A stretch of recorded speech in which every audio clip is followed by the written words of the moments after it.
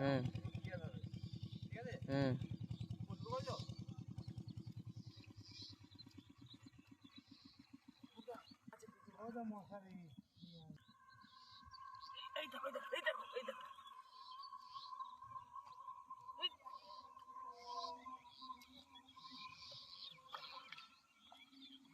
মারার ফাঁকা মারা থাকে না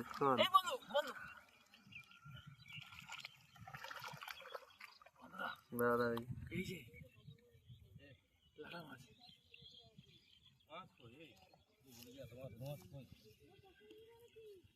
একবারে আমার এক একবার দুটো তিনটে করে মাছ উঠছে, ঠিক আছে, মাছ প্রচুর আছে।